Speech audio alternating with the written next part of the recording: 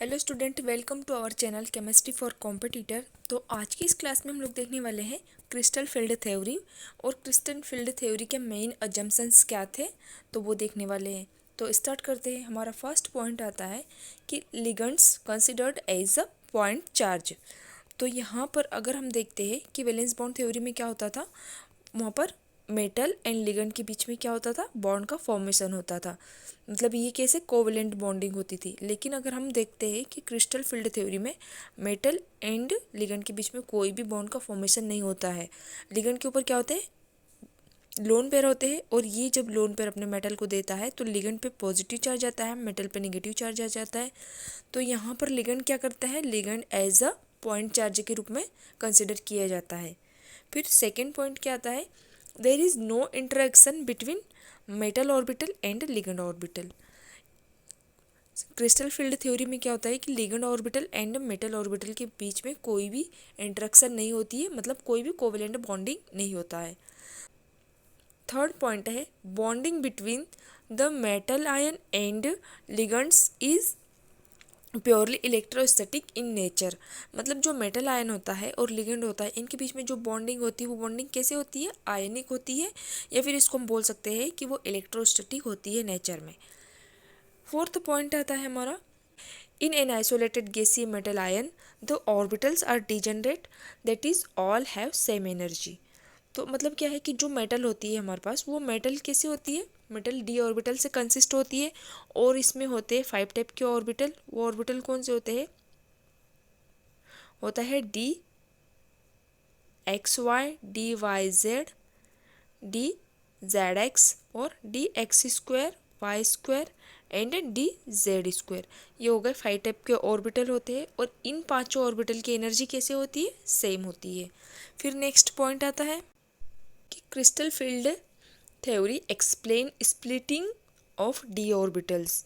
मतलब crystal field theory क्या करती है, ओनली डी ऑर्बिटल की स्प्लिटिंग को ही एक्सप्लेन करती है, एस एंड पी ऑर्बिटल के बारे में ये नहीं बताती है। फिर नेक्स्ट पॉइंट है, crystal field theory always give exact value of magnetic moment. मतलब जो गिवन कॉम्प्लेक्स दिया होता है उसका मैग्नेटिक मोमेंट क्या है, उसकी एग्जैक्ट वैल्यू को भी बताती है कौन, क्रिस्टल फील्ड थ्योरी।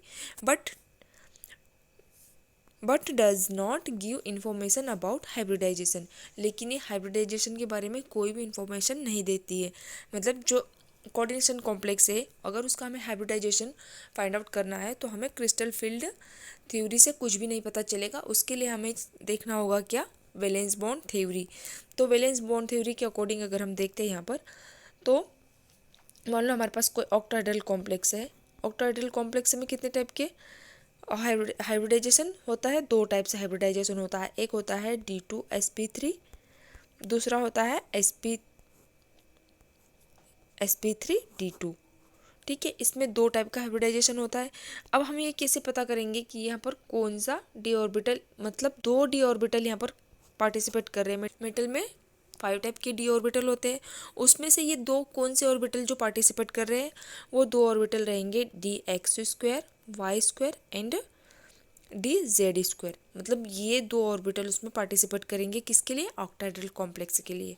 फिर अगर बात करते हैं हम स्क्वायर प्लेनर कॉम्प्लेक्स की, तो स्क्वायर प्लेनर कॉम्प्लेक्स में क्या आता है, DsP2। मतलब यहाँ पर एक डी ऑर्बिटल पार्टिसिपेट कर रहा है, तो ये डी ऑर्बिटल कौन सा रहेगा, D X square minus Y square.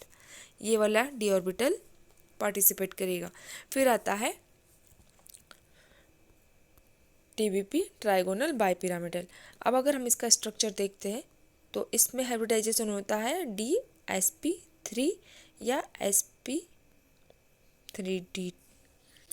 एक ही डी ऑर्बिटल पार्टिसिपेट कर रहा है, तो ये डी ऑर्बिटल कौन सा रहेगा, ये रहेगा डी जेड स्क्वायर।